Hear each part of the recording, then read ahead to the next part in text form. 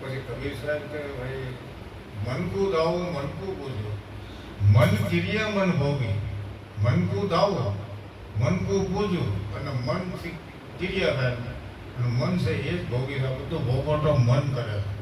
આ આપણા બંગલાને ભોગવતા નથી, મન છે. મન ભોગવી ગયું, બધી વસ્તુ મન ભોગવે. મન કો દાવો મન કો પૂજો, મન ક્રિયા મન ભોગી, સકલ ભેદ સર્વે છે દિયા. એમાં તમે શું જાણો જોગી? સકલ ભેદ એટલે સર્વે વ્યાપક પરમાત્મા ગુરુ મહારાજ. વિશ્વની અંદર કોઈ જગા ખાલી નથી એવી સ્થિતિ છે. એમાં તમને ન ખબર હોય નાથ પંચમે ગોરખનાથ બોલે કબીર સાહેબ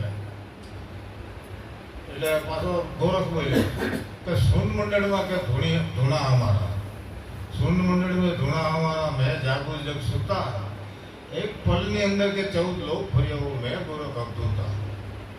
ઓહો કબીર સાહેબ 14 લોક સુધી તો મનની અસ્થિ છે.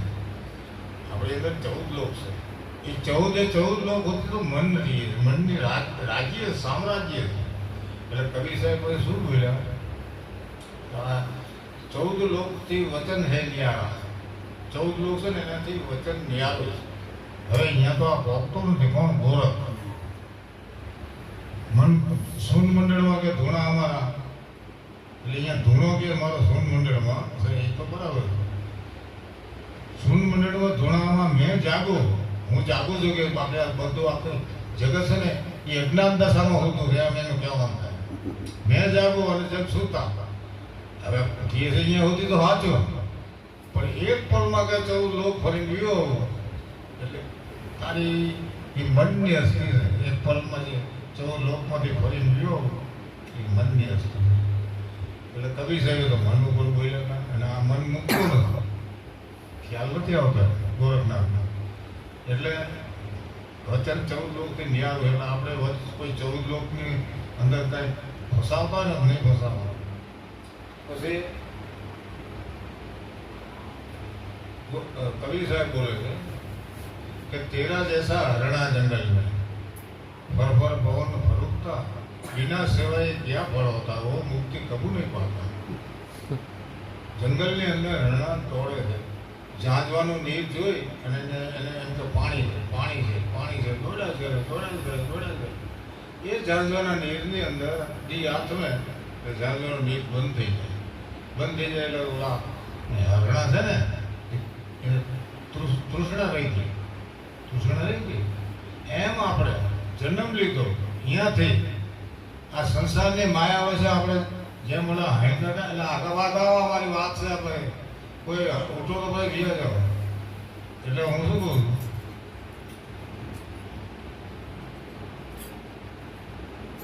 ક્લાસના બધાને હરણાને એટલે પેલો ઝાંઝવાનું નીર છે ને એ હુકાઈ ગયું. એટલે અહીંયા જે પોઈન્ટ આવે ને ત્યારે કોઈ આગળ વધતા નહીં. મને મુશ્કેલી હતી કે જ્યાં જે સમજવાનો પોઈન્ટ આવે ત્યારે જ મારે ઊંચા નીચા થઈ જાય.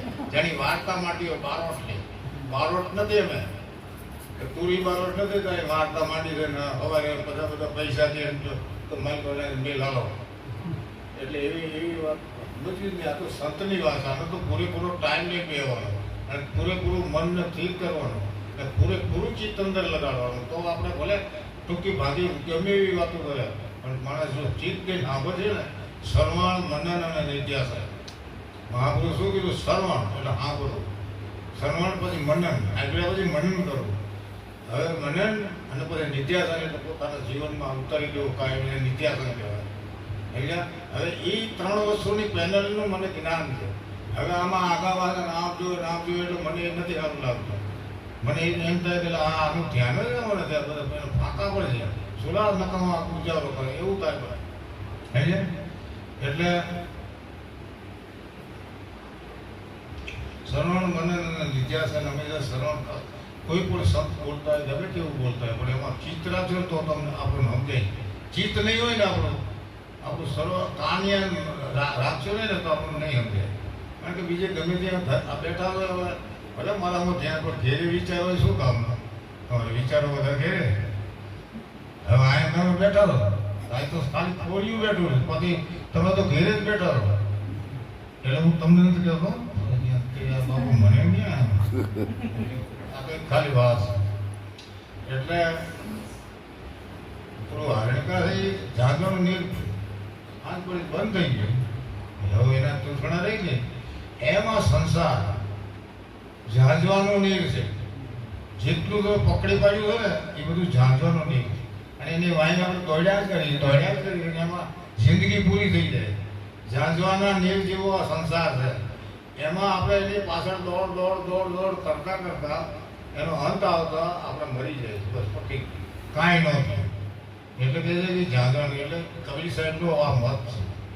એટલે એ ઝાંઝવાનું નહીં છે. એટલે આ સંસારથી ઝાંઝવાનું નહીં છે. એટલે ઓલા ગોરખને એ કીધું એટલે પછી વળી ગોરખ પાછો બોલ્યો કે ગાડર ભેદ તમે ક્યાં જાણો છો? ક્યાં જાણો કોણ કે સાહેબ ભીણા વગરના ભેદ કે સૂકા લાકડા ગયા. તમારો ભેદ કે હુકા લાકડા જેવો. ઓ કવિ સાહેબ કે એ તો બહુ સરસ છે. તમે વાત સારી કરી. તો કેમ કે અમે તો ભલે ગાડેડા કૂવામાં પડે જ્યાં મળે ભેગા થઈને ટોર આપવા. તમે તો એકલા ગુફામાં પીડ્યો કોઈ ગાડી છોકરા કાંઈ હોય નહીં. પણ અમારે તો કે સૂકા લકડા જેવો અમારો ભેદ છે ને. તું સાંભળ કે સૂકા લકડા કે જલ પર રહેતા અને ઉનકા બનાવો આધાર. ऐसा भेद जो તમે જાણો ને જોગી તો તરી ઉતરા હો પાર. ત્યારે ગોરખને લાઈટ થઈ મારી વાત લગતી નથી. સૂકા લાકડા એટલે એમાં કોઈ સંસારનો કોઈ દુનિયાનું કોઈ આટલું ફૂલ કે ફળ કે પાંગડું કાંઈ નથી. બસ સિર્ફ લાકડું.